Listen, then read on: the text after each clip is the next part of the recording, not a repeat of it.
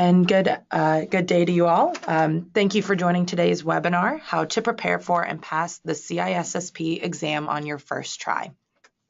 So for today's webinar, we'll start with an overview of the CISSP exam, discussing its 8 domains.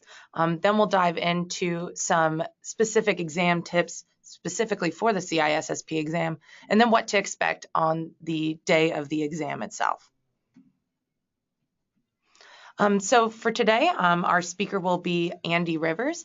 Andy has been here with Beyond 20 for the past 3 years as a senior advisor, and he came to us from the University of Tennessee. Hello.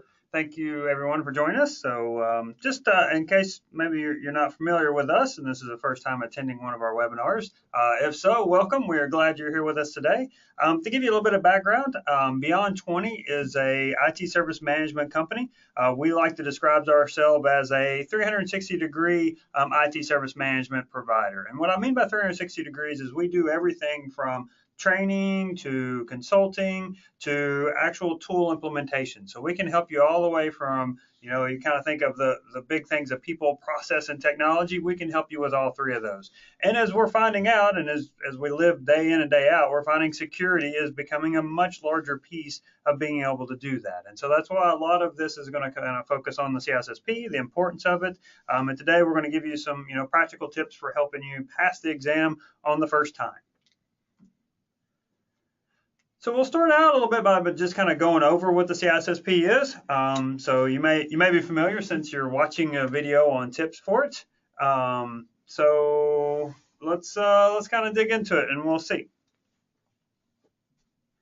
So just kind of a high-level overview. So the audience for the CISSP is really, security professionals. So they're security professionals. There's even, the required experience of that you've had, at least 5 years of experience in 2 or more of the domains. For those of you that, may not have that much working experience, but also have had academic success, will be able to count some of your academic success toward this requirement as well. The exam is pretty hefty, so it's 250 questions for the exam. The exam takes 6 hours, or you can take up to 6 hours. So as far as exams go, this one's it's sort of a marathon. So that's some of the analogy I'll use a few times as we talk through things today. The question types are multiple choice and what they call advanced innovation. And so advanced innovation questions are, that sometimes there may be drag and drop, those types of things. So they're a little bit more than multiple choice, but they're not quite, they're not fill in the blank or essay type questions. Some things about the exam. So you need 700 out of 1,000 to pass the exam. And so one of the things with the CISSP is kind of describe it as all CISSPs are created equal. So there's no like somebody scored higher than the other one. You either pass or you don't pass. And so if you get above the 700, then you pass and you are eligible for the CISSP. And then if you don't, then you did not pass. So another thing with the questions. So with the questions, there's 250 questions within the exam. One thing of note is that they have 25 questions in there that they describe as experimental. And so those are questions that either they are, testing out for future exams, seeing how people cover it or certain topics. But of the 250, there are 25 that do not count against your score or for your score, depending on which way you want to look at it.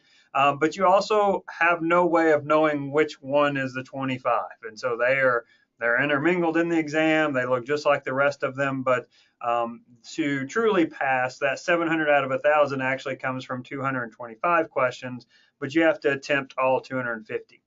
Another thing just about the questions is you aren't penalized for guessing the wrong answer more than you missed it.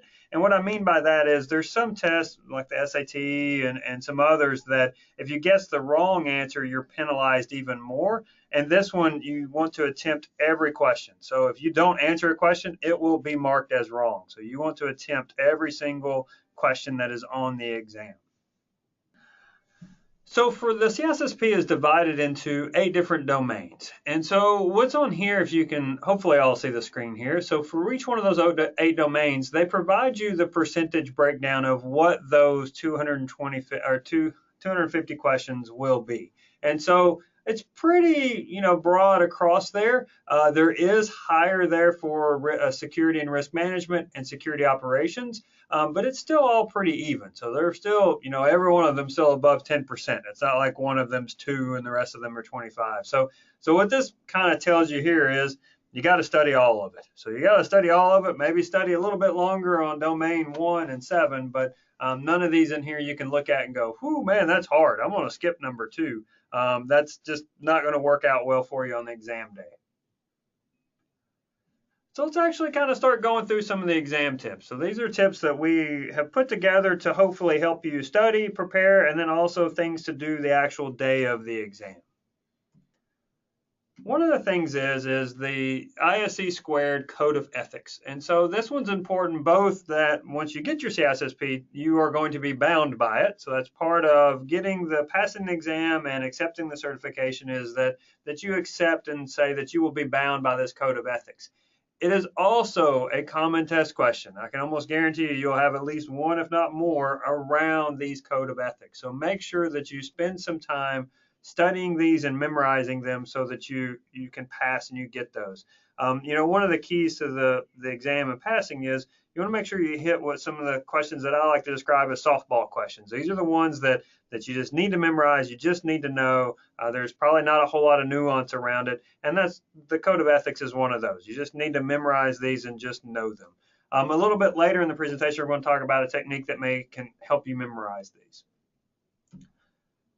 Another tip is to think like a manager. So the CISSP is designed to be sort of a management type certification. And so in all of these, you're sort of viewing this as, the management perspective of, what would the manager do? What's the focus on it? Some things that'll help you too is that management always has the final authority. So it's good to get management buy-in. That's essential to good security. It's good effectiveness to make sure the things happen.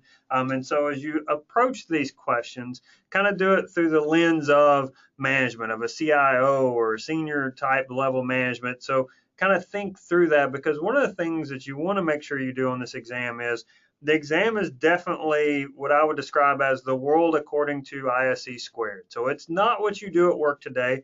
It may overlap, it may match exactly, but that's not how the test is geared. That'll just be by pure coincidence that many of us follow the same security principles it's teaching, but you may not follow them exactly at work the same way they are laid out by ISE squared within the CISSP. So, as you're thinking like a manager, also remember, what is it written? How was it described within the text, within their body of knowledge, not necessarily how you do things at work right now.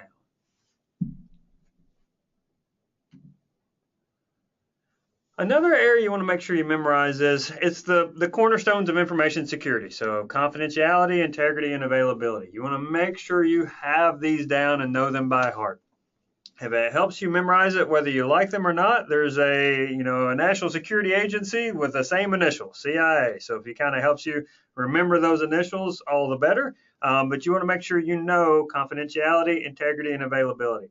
I highly recommend for each one of these that you come up with an example that works for you that you can easily slot into each one of these categories. So before joining Beyond 20, I was at the University of Tennessee for 11 years. So, my background is, higher ed, the types of things that happen there. So whenever I sort of internalize these things, I think of confidentiality, integrity, and availability. I can think of things like, okay, confidentiality. Don't let people's passwords go on your network on the clear. Don't allow credit cards to go on your network in the clear. We want to keep those confidential so that only the people that should be able to see those can see them.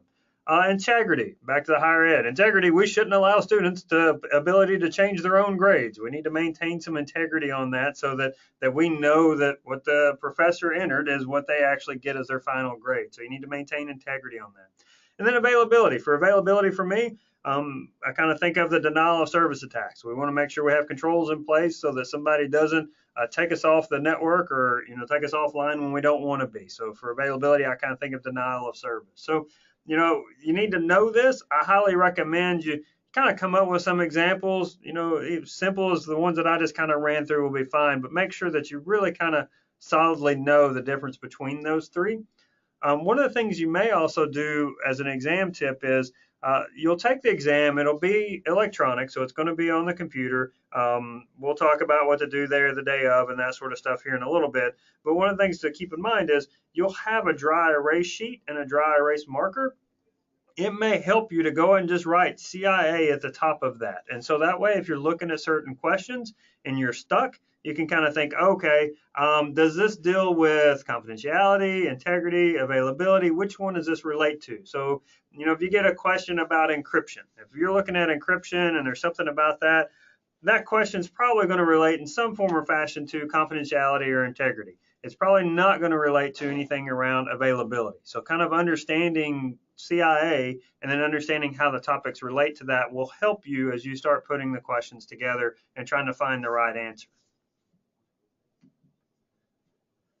One of the other things to note is that people are your most valuable asset. So as we go through this, as you take questions, people and personal safety is always the top one. So if there's something around, improving or ensuring an individual is safe, that's going to be your correct answer, your most correct, because that is always the top priority. One of the things that, so my wife's a nurse, and I remember whenever she was going through nursing school, she always knew that no matter what the scenario was on the exam, like student, the patient is sick, their foot's here, their toe is falling off, and they also smoke. She always knew that the right answer involved stopping smoking. So if it was in there, if the patient smoked, it didn't matter what was wrong with them, that the best answer was that they stopped smoking. So that was kind of always the give me answer. So this is a little bit of one of those softball questions too, and the fact that if you see something around personal safety, ensuring that they are, that people are the most valuable asset, anything around that, that's your best answer. That's going to be your top choice. Another thing to keep in mind is the CISSP is a global certification. So you need to have sort of a global view when you're looking at some of these questions too. It also means that you need to be aware of the different security standards and regulations within the countries, but you don't necessarily need to memorize each one of them because here in the United States, the NIST framework is very popular. So the risk management framework. You may, if you're on the federal side, that sort of thing, you may deal every day with, NIST 837, list of all the controls. The exam may have some questions around, NIST at a high level, but they're not going to expect people from around the world to be able to know detailed questions about specific things within the NIST controls. That's sort of not taking the global view on things. So as you prepare for your exam and you're trying to memorize things and study them, remember it's a global exam. So be aware and know the big regulations within each country, but don't spend days upon days trying to memorize each nuance for each one of those regulations and those types of things for each country. So some of the things that, we kind of put in the must know category. So one of them is, as I mentioned earlier, that code of ethics. So you want to make sure you know the 4 codes of ethics. Just spend some time, memorize those, put them on flashcards, whatever you need to do, make sure you have those memorized. Same thing with CIA. So just to reiterate that, make sure you know CIA, confidentiality, integrity, and availability. And I highly recommend you know them in a way that you can relate them to the concepts that you are learning. So how does CIA relate to encryption? So that lets you know not only do you memorize it, but you also relate it to the concepts that you're learning, and that'll help you if you get questions on the exam that you don't immediately know the answer. It'll help you reason your way through them. The other one is cryptography. So on the cryptography side, many of us don't have all those things memorized off the top of our heads. You have to. You need to go through and memorize which one's symmetrical, which one's asymmetrical, which ones are hashing. You got to go through and just memorize those. And so we're going to cover a technique here in a couple of slides that may help you with that memorization and knowing those. But that's one area you just need to spend some time studying and knowing. Another one's around chain of custody. So chain of custody, you need to know the importance of it, why to do it, when to do it. But it's hugely important when we think of any of the investigations and any of the legal ramifications that may come in. So the chain of custody concept is huge. So make sure you spend some time, understand what they mean, the steps involved in it. That's one you definitely want to make sure you spend some time on. The other one is physical security. So physical security is one of those that people often overlook because they're like, oh, I got this. They set up cameras, we put in doors. This isn't that big of a deal. I got this. And they kind of skip through that chapter really quickly. And whenever that happens, it almost always comes back to haunt them on the exam because they will ask you some very specific questions around physical security. So, facility manager is installing new lighting around the building entrances. What's the minimum amount of foot candles that they should provide at a building entrance? So you need to know that building entrances need to have 5 feet of foot candle lighting within them, that walkways need to have 1.5, that all these different areas need to have so much foot candles for what they are. And that's one you just got to spend some time studying and memorizing. So if you don't, you'll very easily get burned on some of these physical security questions where we kind of look at them and think, oh, I can intuitively figure this out on my own. I don't need to spend some time memorizing it. And that's not true. So you may be able to, infer that we need lighting there. That's intuitive. But then specifically what that lighting needs to be, if it's for a parking lot versus a building entrance, all those types of things, you need to spend some time to know and memorize them so that you can answer those questions. So kind of going to start talking through some direct techniques that may help you, memorize and study some of these concepts. So one of them, the first one is a mind map. So kind of talk through an example of a mind map. I'm going to use the cryptography that we talked about a minute ago as an example. So mind maps are where you start with a concept and group common things together. So we start with cryptography. So if we look at cryptography, we can think, okay, one type of cryptography is asymmetric. So ideally what you're doing is you're creating these on a sheet of paper. And I know in this electronic world, you're like, oh man, why are you suggesting that I write something? But part of the science around the mind maps is not only the grouping that it kind of helps your brain logically kind of put these things together and help them remember them. The part of it is the actual act of creating them. So the act of writing the word cryptography, circling it, then writing the word asymmetric, circling it, and then drawing the line for it, helps your brain draw that connection between cryptography and asymmetric. So part of the science behind this isn't just having the content and making it easy to consume, it's also the actual creation of them. So I highly recommend that you go through and you create a mind map at a minimum for each one of the 8 areas. And then you may dig them, even deeper down into those particular 8 domains, but spend some time writing this out. And that's really going to help you know, what do you have really well understood and what do you just kind of know a little bit. And so you want to make sure that you kind of spend some time creating these. There's a lot of fantastic ones out there that you can Google and you can download. And maybe those are good for a quick reference, but for actually studying and learning the material, I highly recommend that you draw these out yourself. So let's I'm having to simulate it electronically here because we're on a webinar, but let's say, okay, so I've done cryptography, one's asymmetric, the other one's symmetric, so I'd write that down, circle it, draw my line. Hashing is part of this, so I would do hashing, draw my line, and then I would just kind of continue to dig this deeper and deeper into it. So, asymmetric, eventually I would break it down into, here's the 5 main asymmetric methods. So RSA, DH, ECC, DHE, ECDHE. So each one of those are different types that I need to know under asymmetric. So first, I want to make sure if I get a softball question that says, hey, which one of the following is an asymmetric type of encryption or cryptography, I can immediately know what that is, be able to go through the list and circle them. Also, if you're creating your mind map, you want to go that next level deeper and unpack each one of these so you can quickly study them and look at them later, and also so you can draw those connections for your memory as you're going through this. So, highly recommend you create mind maps. Highly recommend that you actually draw them out and create them yourselves. Do it from your studying. If you want to find one and you want to use one, I highly recommend that you use that as a starting point and guidance, not the end-all be-all. Next is using mnemonics. So as I mentioned earlier that, you really need to know the code of ethics. Well, there's a nice little mnemonic that you can help remember that. So you can remember PAPA. So if you remember PAPA, it's going to help you remember the protect, act, provide, and advance. And so, hopefully that if you remember those, that'll key enough that you can remember the rest of it. One of the other sort of test taking tips is you will take the exam, you'll get a dry erase sheet. You can't, before the exam starts, you can't go start writing a whole lot of things on it. But as soon as the exam starts, you can write things on it and have it there for the rest of the exam. So, that whenever it goes and whenever, question 1 pops up on the screen, you could write CIA at the top of it if you wanted to. If you're having a hard time remembering the code of ethics, you could write PAPA on there. Just go ahead and write it down before the exam starts so you don't have to worry about it and you don't have to think about it anymore. You just know it's written down, it's there. If it comes up, great. If not, you've just at least not had to worry about it. Whereas if you're worried about the code of ethics and you keep thinking PAPA, and every time you click, from question 1 to 2 to 8 to 9, you're gonna be like, okay, is this code of ethics? Is it code of ethics? You're gonna have that in the back of your mind. Whereas if you just go ahead and write it down, you write it down, it's there, you know it, you can use it, and you can kind of move on and kind of forget about that and go to the next question.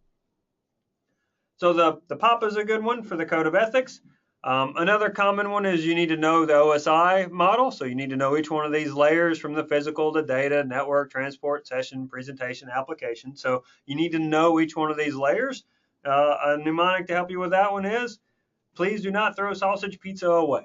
So that's a nice little one you can remember, whether you like pizza or not. Hopefully that one kind of resonates with you, that you can think, oh, okay. So please is physical, do is data, not is network, throw is transportation, and you work your way through that all the way. But really you just need to remember, please do not throw sausage pizza away.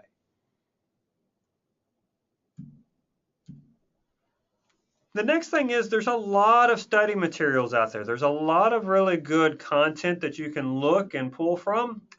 We are big fans. I'm a big fan of using the official study guide. So that's a big one. Hey, what is the actual thing released from ISC squared? Because remember, as I mentioned earlier, the exam is the world according to ISC squared. So you kind of want to know what is the authoritative answer on this. And if you study only from some of the other study guides, you may deviate from it and not really realize it. And so it's really good to study directly as much as you can from that official guide for the CISSP.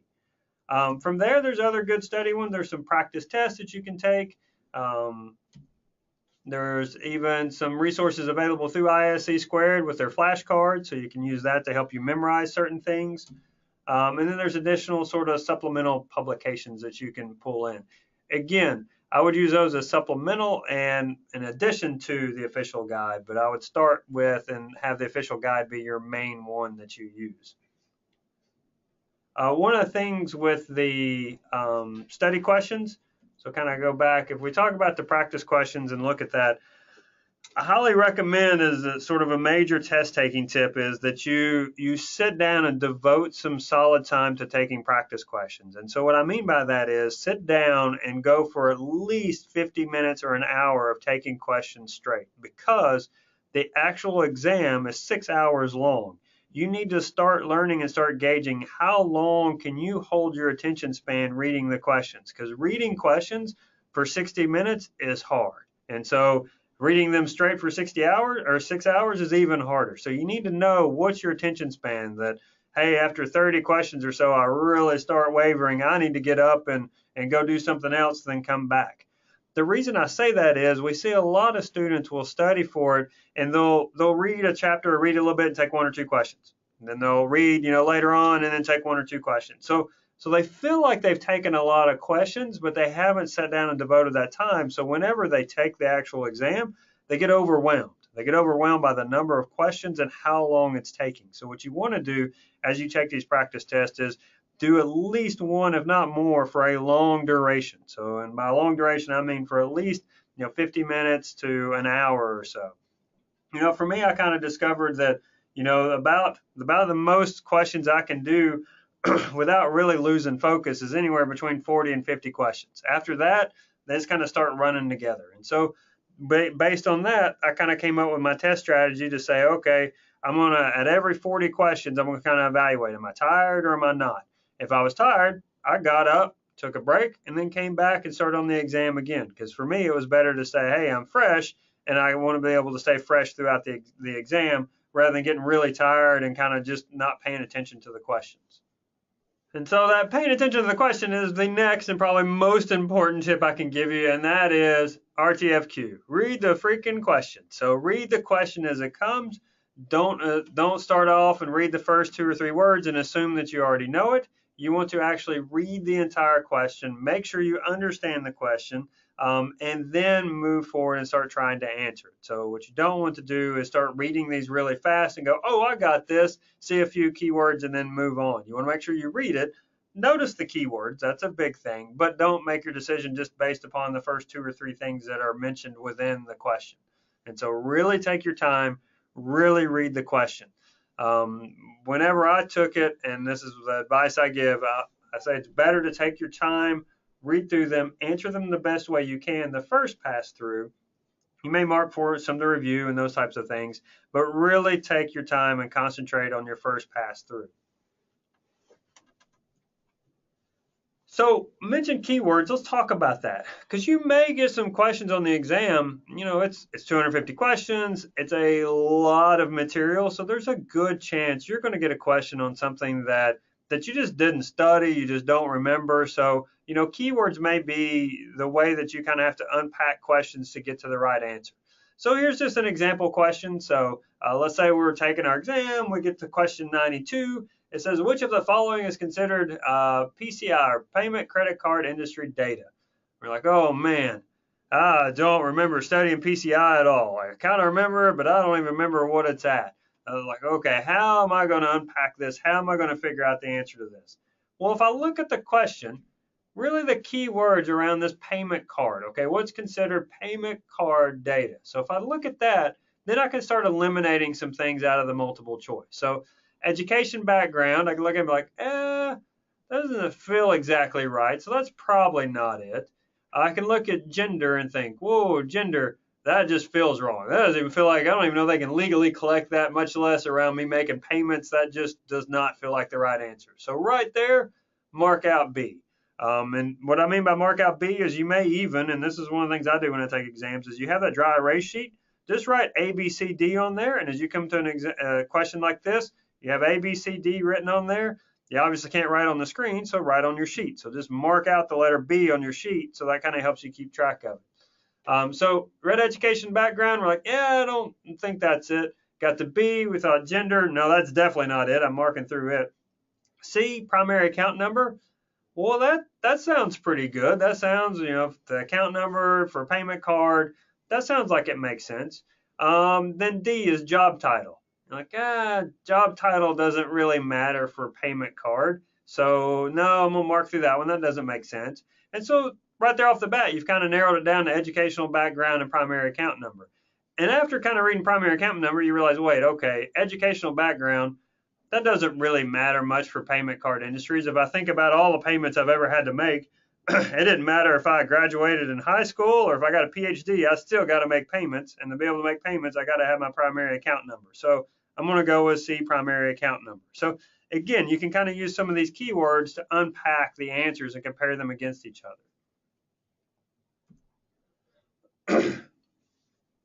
The next tip is, as you go through, you can mark questions for review. And what we mean by mark questions for review is you can mark them, and at the end, you can come back and review them later. So, you know, it's not like, hey, I got to answer question 36 here and I'll never get to see it again. You can mark them as you go through. Now, this is pretty common for types of tests like this. So most of us, if you've taken exams like this, you're kind of used to the, hey, I'm going to mark it and come back and review. One of the things I highly encourage you to do, though, is mark it for review and make a note. So you have notes there. And what I mean by mark for review and make notes is sometimes as you go through, you'll get another question that helps you remember the answer to another question. And so, but to be able to navigate that, you kind of need to know what the particular question was to go back to. Because of 250 questions, you may end up marking quite a few of these as you go through. So let's kind of talk through an example to make this make a little bit more sense. So we got question 36. It says a hacker is trying to identify potential web servers on a network. Which ports would they scan for? So we look at these and you're like, oh no, I did not memorize my port numbers. Ooh, I knew I should have, but I just didn't. So let's just say you don't even remember your port numbers. You're like, oh, what am I going to do? Look at them, 22, 23, 80, 443. Like, oh man, I don't even know what any of these are. And so you think, okay, I'm just going to mark this for a review, but don't just mark it for a review. Keep you a list of things over to the side. So you can start keeping a list on your notepad or on your dry erase sheet. You can actually write these things on there and say, oh, okay, well, 12 I didn't know, 23 I didn't know, now 36 I don't know. So I'm going to write 36 and I'm going to write web ports down. And so I mark it for review, I write this down in my notes, and then I continue through the rest of the exam. So I start taking the rest of the exam, I'm going through, and suddenly I get to question 112. Get to question 112, and it says, system administrator has just submitted a firewall request to open up port 80 on the web server for a new web application. As the web form requires a user login, the security department has stated the application must be hosted through HTTPS and the request modified to open port 443 instead of port 80. What aspect of the security department is most concerned? So I read this and I'm like, oh, wait, I remember having a question around port numbers and I didn't remember what they were. Now, if that was as far as you'd gotten, you now have to remember you'd have to wade through every one of the questions you marked for review. Whereas if you made your notes like I was suggesting, you can immediately look and go, oh, that was question 36. Now let me go to question 36 right now while I'm reading this question and answer it. And in this particular case, you would have been able to do that and go, oh, wait, look, this is talking about webs. It's saying port 80, port 443. We look at question 36. And look, that's B, 80 and 443. So without even really remembering our ports, we were able to look at two different questions and reason our way to the answer. And we were able to do that quickly and effectively because you took notes over on the side. You didn't just simply mark it for review. And so that's what kind of go that extra step.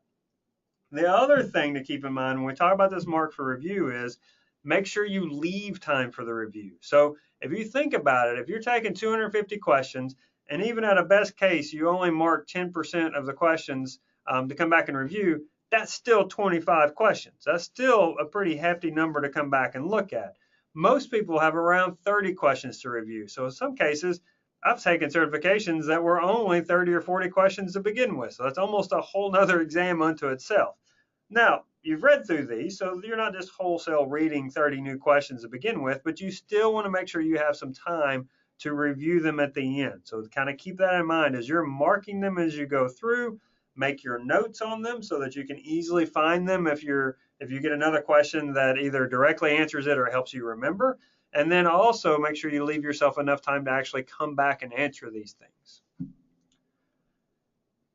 The other big tip is you want to make sure you take your time. So take your time, and what you don't want to do is if you catch yourself with 250 questions, what you may do is you catch yourself just answering questions that make themselves go away. So if you're kind of like the angry cat here, shoving the other one away and saying, oh, go away, I just want to answer this question and make it go away so I can get to the next one, you need to take a break. You need to take a break and come back. You are not being effective, and you're probably not going to successfully answer a lot of questions that way. So if you catch yourself just reading them, not really focusing on all the words, and you're just kind of clicking, I'm going to guess C, D, okay, I just want these questions to go away. Get up and take a break. So take a break and then come back to the exam. So let's talk about some things for the actual day of the exam. Number one tip for the day of the exam is actually scheduling the day of the exam. And so that's probably the even, all-encompassing tip is go ahead and schedule your exam. As many CISSPs as there are, and there's a growing number, it's a very popular, it's a very good certification, so that number is going up, which is good. But for all the ones that there are, there's at least 3 more out there that want to be CISSPs. They're all the people that start studying and never quite take the exam. So I'll still want to Taylor's quotes that you miss every shot that you don't take. And so if you're not ever going to do it, if you don't schedule it, you may never take it. So go ahead and schedule the exam and then prepare your studying around it. So day of the exam number 1 is make sure you have a day of the exam number 1. If you don't, that should be step number 1 in your studying. Pick several weeks out, go ahead and schedule, go ahead and register. The next thing you want to make sure you do Make sure you get some rest. So, some people come in and they do that last minute study sessions. They do the all-nighter that we used to do in college. Well, that's not going to help you in this case. I've actually seen people fall asleep during the exam. And so they go through, they study all night, they come into the exam exhausted and end up falling asleep and doing pretty horrible on the exam. So get some rest. If you haven't prepared and you haven't studied, then that last night cram session really isn't going to save you and help you pass. This is a big certification. There's a lot of content there. You have to be studying in advance. So make sure you get some rest the actual night of. The next one is, so if any of you out there are runners, there's a kind of common thing is don't do anything new on race day. If you've never eaten eggs and bacon for breakfast, don't do it on the day you decide to go run a marathon. Same thing for the CISSP. You're going to be sitting there for 6 hours, reading an exam, taking it. Don't do anything new on race day. Don't do anything new on exam day. Eat your usual breakfast, do your usual snacks, do all those types of things so you don't get yourself surprised on the actual exam day or in this analogy on your race day. Now, around the snacks and those types of things, one of the things you want to do is make sure you know your testing site before you get there. Are they going to have snacks prepared? Do they have coffee there? Do they not? If you're a big coffee drinker, you want to know that, because if they don't have it, you want to bring your own. The least you want to do, or the last thing you want to do, is get a caffeine headache in the middle of an exam that you have to read all these questions. So make sure you know the exam site. What will be there? What do they allow? So do they have snacks? If they don't, what can you bring in? How can you bring them in? Know all those things before you get to the exam site. And all of those can be very easily answered with a call to the test site or an email to the test site. They'll be able to answer all those things for you. The other thing you want to do is make sure you show up early. They have a lot of security things around the CISSP. You have to get your palm scanned, you have to get entered into the system. So make sure you get there early enough to get all those things done. And don't just show up last minute where you're scrambling to get those and you start the exam with your anxiety already flared up. It's going to be rough enough as it is. Make sure you make it easier on yourself by not doing those types of things. So know the exam site, know what they have, what they don't have, know the rules around the breaks and snacks and what you can bring, and make sure you do all that before the actual day of. So that is really most of, not all the tips we kind of had to cover today. If you had any questions, feel free to write those in the chat section. We'll see if Taylor wants to take a look at those and see if any of them have come in or kind of talk through that. Sure, great. And thanks again, Andy. Those were some really great tips. Hopefully you guys learned some new ones today that you'll take with you to your own CISSP exams. So it looks like we do have a couple of questions here. Let's start out with, do I need to know port numbers for the exam? Yeah, the two practice questions I gave there kind of showed that, yeah, you do need to know them. So you need to know the main one. So don't go memorize all 65,000 of them. And so even above 1024, they're sort of random of what they might be. But make sure you know the well-used ports. So know how many ports there are. Even an exam question, if you notice, there's 65,000 ports. One of the exam answers had like port 80,000. And so that's, if you knew your ports, you knew the ranges, you would know, oh, that's not even a valid answer. You could have marked it out. So yes, you do need to spend some time memorizing them. Know the common ports and the services associated with those. So, SSH is a common service. It's on port 22. HTTP is a common service. It's on port 80. HTTPS is common. It's on 443. Just be able to go through those. Again, don't memorize all 65,000, but spend some time memorizing the common ones. All right, great. Looks like we have a couple more questions and just a few more minutes here to get through them. So how about, are there any prerequisites for the CISSP exam? So the prerequisites are around the experience that we mentioned. So the experience is, do you have 5 years of experience in at least 2 of the domains? And so part of getting and becoming a CISSP is the testing that you do have that experience. So you'll pass the exam. But then there's a step after you pass the exam, proving that you have this experience. should you not have the experience, you can still take the exam and sit for it, but instead of being a full CISSP, you're an associate. And so that basically says, hey, you've passed the exam, but you don't necessarily have all the years of experience yet. And also remember, in your years of experience and kind of counting toward this prereq, you can count some educational experience toward that. So if you have an undergraduate degree or a master's degree in information security, those can be counted toward the prerequisite experience. All right, great. Okay, here in a couple of slides, I'll have my contact information. So if there are more questions, feel free to reach out to me directly. Just to let you know, we do have some upcoming training. So, one of the common ways and one of the ways that I took the CISSP is to actually go to a boot camp. So that's a dedicated time to come to study CISSP, go over it, and then take the exam afterwards. And so we offer that. We have that coming up in May, the week of May 22nd through the 26th here in Washington, D.C. So if you're in the D.C. area, please come over and join us. And if you're outside of the D.C. area, it's a great time of year to come visit. Come study for your CISSP, and then after you pass it and you do good, then you can kind of check out all the wonderful sites here in DC. If you are looking for a little bit more hands-on, more technical security certification, then we have a Security Plus class coming up. That class is June 5th through the 9th.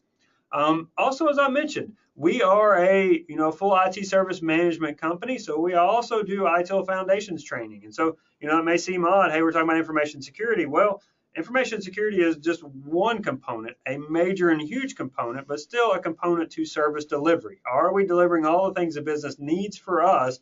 Are we delivering it securely? That's a big part of it. CISSP helps you learn the things around it. ITIL Foundations helps you learn about IT service management, the big picture of it. So we also have one of those foundation classes coming up June 26th through the 28th. Hopefully you found this webinar helpful. If so, you may recommend or check out some of our upcoming ones. So we're going to have one around creating a lasting culture of improvement within IT. The next one's going to be around ITIL. So how do you get started with it? Where do you go? If you do take ITIL or you have it, you do know that there is information security concerns within that. And then on June 22nd, we're going to have one around building a service catalog. So actually knowing the services that IT provides back to the business and putting that in a consumable way for the business. Thank you all for your time today. Here's my contact information. Feel free to reach out to me directly through email. You can check out our website. And also we have a very active social media presence. We try and do a lot of videos through YouTube. So if you have any questions, please check out our YouTube video. We may already have a video out there on the topic that will be of help to you. So, but with that, thank you for your time today and have a good day. Thanks, everyone, and good luck studying.